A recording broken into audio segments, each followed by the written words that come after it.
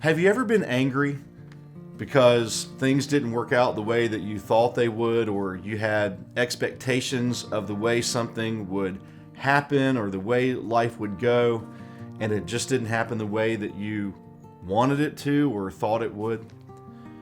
Have you ever been angry with God? You expected God to work in a certain way in a situation, or God to meet a certain need, but then things didn't go the way that you thought that they would. Well, if you've ever been angry, or you've ever been angry at God, just know that you're not alone. The Bible is full of stories of people who struggled in their relationship with God to understand how God works or what God is doing. In fact, the Psalms are full of psalms in which the psalmist is asking God why He's either working a certain way in a situation or not working a certain way in a certain situation. Now, ultimately, we have to trust God, that God is in control, that God knows all things. But we're human, and so I want you to know you're not alone. I want to share a story with you today out of John chapter 11. One of the, I think, greatest stories in the Bible, the story of Mary, Martha, and Lazarus. If you know the story in John chapter 11, then you know what I'm going to talk about. But if you don't, let me give you just a little bit of the story. Mary, Martha, and Lazarus were close friends of Jesus. Yes, Jesus had friends. He loved Mary, Martha, and Lazarus, and whenever he was in Bethany, he often stayed with them. There are many stories in the Bible of his encounters with especially Mary and Martha. There's a great story of how Jesus was with Mary and Martha one day, and Martha was busy doing all the cooking and cleaning, and Mary was just sitting at Jesus' feet, and Martha got a little bit upset. And Jesus told Martha that Mary was doing the right thing because he would only be with them for a short while. But in the story of John chapter 11, Jesus is in another town with the disciples, and Lazarus gets sick. Now, Martha and Mary, they've known Jesus. They've been with him. They've traveled with him. They're more than friends. They're disciples. And so they know what Jesus is capable of. And so they know that if Jesus will just come to Bethany and touch Lazarus, then Lazarus will be healed. And so they send word for Jesus. And when Jesus gets word that Lazarus is sick, the Bible says that Jesus chooses not to go right away. He waits a little while. Well, eventually, Lazarus gets so sick that he dies. And Jesus still waits. He doesn't go. In fact, by the time Jesus gets to Bethany, Lazarus has been dead and in the tomb for 4 days. Now, put yourself in Martha and Mary's shoes for just a moment. Imagine you have a best friend who you know is capable of doing something. You know, maybe they could fix your car, and for whatever reason, they just choose not to. They leave you broken down on the side of the road. And so Martha and Mary know that Jesus, if he would come, he could have healed Lazarus. And so maybe I'm reading between the lines here, but it seems to me in reading, and read chapter 11 for yourself, it seems to me that Martha and Mary are angry, disappointed, because Jesus didn't do what they thought he would do. They thought he would come and heal Lazarus, and he didn't show up. They thought that he would make him better, and he never came. And maybe they're questioning, does he really love us? Does he really care about us? Maybe that's you when God doesn't work in your life in the way that you think he should work. Maybe you wonder if God cares, if he is interested, if he loves you. So, what happens? Jesus gets to Bethany finally, 4 days after Lazarus was placed in the tomb, and Mary and Martha receive word that Jesus is outside. And there's a telling couple of verses where it says that Martha ran out to meet Jesus, but Mary stayed back. Now, I can imagine Mary staying back because she's disappointed. Disappointed in the Lord that she had put her faith in, that she had put her trust in, that she thought she was close to. And if there was anybody in the world who would do something for them, it would be Jesus. And so maybe she doesn't want to go see him in this moment. But Martha does. And I love what Martha does when she gets to Jesus. She gives Jesus a challenge, but also there's an exercise of faith. Because, listen, here's the truth. Even when we're angry with God, we can be angry and still have faith. We can be questioning what God is doing, not sure why God is working in situations, and still have faith that he's able to do what we believe he can do.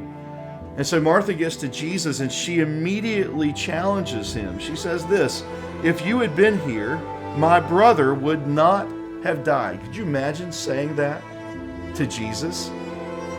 But truthfully, sometimes maybe we say that to God in prayer. God, if you had responded the way I thought you would have responded, then my loved one would have not been sick. My loved one would have gotten better.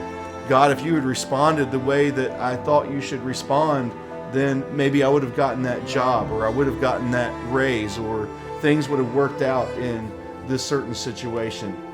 And so she challenges Jesus, but I also want you to notice what else she says. Verse 22. She says, "But I know that even now God will give you whatever you ask." And so even though she's angry and she's questioning, she still has faith. And so my challenge to you is, in your anger, exercise your faith in God even then. Now Jesus responds to Martha by saying, "Your brother will rise again." Now, Jesus meant what he was getting ready to do, and that's raise Lazarus from the dead. But Martha was thinking long game. She says this, she says, "I know he will rise again in the resurrection at the last day." But Jesus says this, and these are some of the greatest words in all of the Bible. He says, "I am the resurrection and the life. The one who believes in me will live even though they die, and whoever lives by believing in me will never die." Do you believe this? Now here's my question for you here today. When you're questioning, when you're angry, do you believe that promise of God still? That Jesus is the resurrection and the life, and whoever believes in him will live even though they die.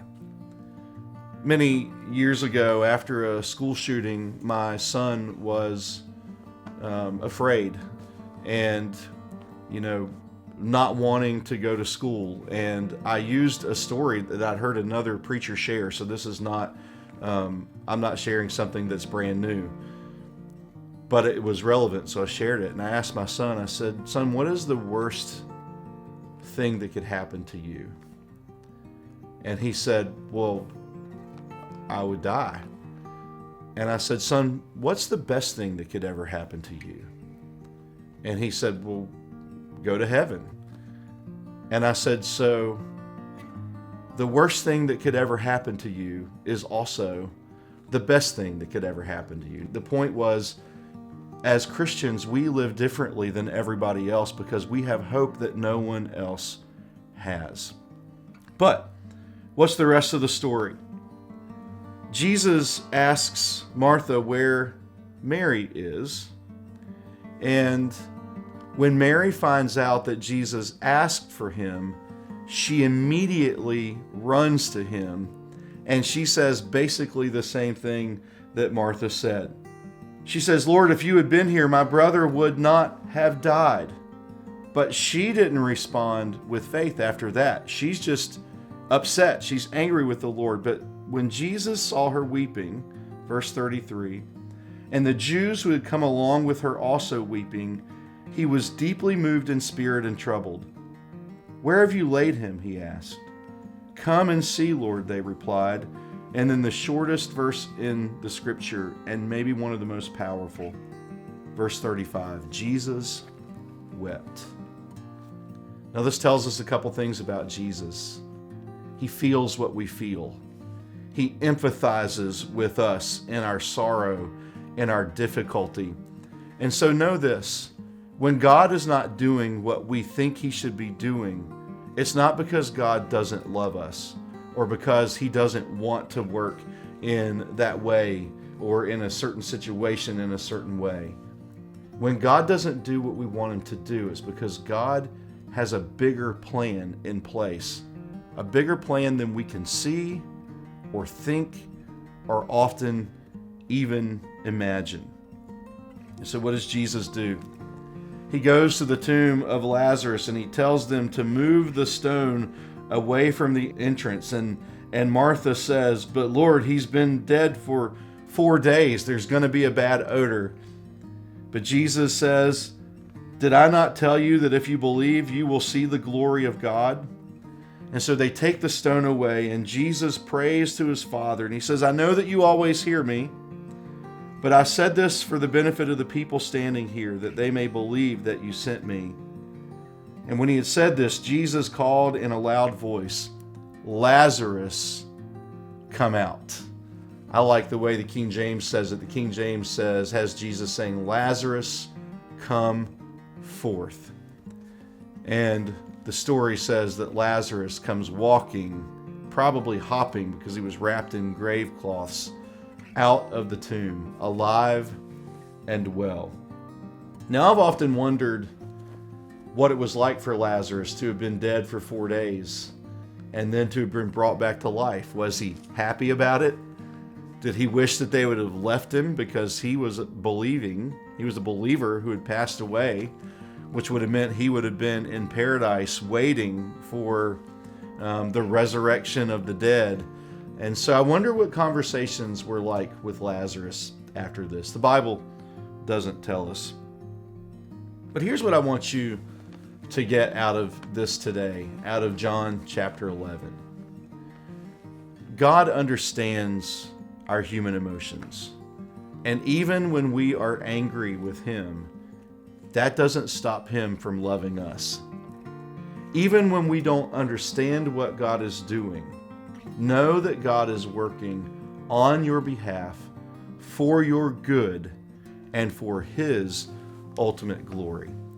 God has you in the hollow of His hand. And so come to Him even in your anger, in your disappointment, in your fear, in your questioning, in your doubt, but exercise faith in the midst of doubt. Lord, I don't know why you're not doing this the way that I think you should, but Lord, I know that even now you are able to do whatever it is that will glorify you and be for my best interest. I hope you're joining us in this journey that we're taking through the Gospel of John. Gospel of John, light and life. Be sure to click the link in the description so you can go to our app where our devotional is located. Walk through the devotional with us. It'll help you walk through the Gospel of John during the month of April. There's some other videos on there that you can click on and watch if you haven't watched any of our videos yet. Also, join us on our live stream on Sunday mornings, or join us in person if you'd like for our Sunday morning worship services as we are walking through the gospel in those services as well. See you soon.